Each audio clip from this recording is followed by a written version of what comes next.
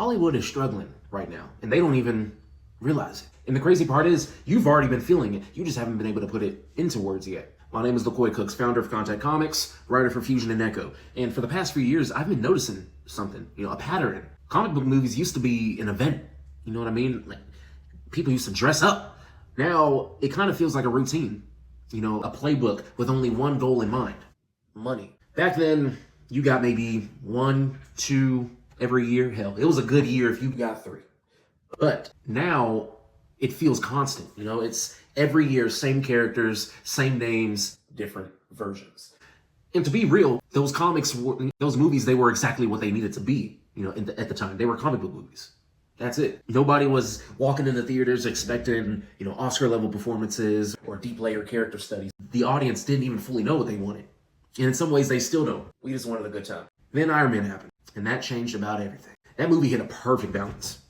It felt real, but still comic booky. It felt grounded, but it was still kind of larger than life. The writing was sharp. The performances were undeniable. Robert Downey Jr. had his biggest fucking comeback the world has seen. And without even realizing it, that became the standard. Now, the audience is expecting way more than just a spectacle. They're expecting way more than just a comic book movie. They're expecting compelling writing, strong characters, stories that stick around longer than the movie. However, Hollywood keeps using the same old mass-producing formula. The rest of the world has already kind of moved on. How many times are we going to get a reboot of the same heroes? How many Spider-Man? How many Batman? Before it kind of just stops feeling new. It loses its novelty. See, here's what I think Hollywood thinks. They're thinking, we don't even need to know what they want, really. Deep down, they just want a name they recognize. Throw Spider-Man or Batman in there. They'll show up. And that worked. But it only works for so long. Because like I said in the beginning, people are starting to notice. You can see it in the box office. You can hear it in conversations. Plenty of conversations. There's fatigue. See, and when we do get something new, it stands out, immediately. Look at Guardians of the Galaxy. Nobody knew those niggas before that movie came out, all right? It stood out. Invincible. The Boys. Check. Somebody watch Garth, all right? Because I've never wanted to not read a comic book more.